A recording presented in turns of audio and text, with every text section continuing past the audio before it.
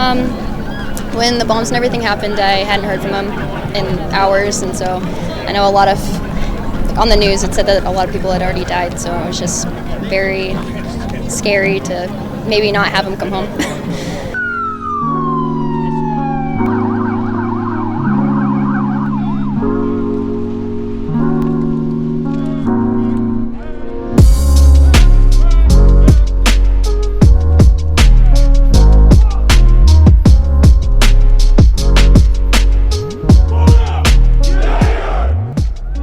Yeah, I'm just excited to see my son again. I mean, deployments are hard. And, these guys had a somewhat of a difficult deployment, so I'm just excited to see all of them.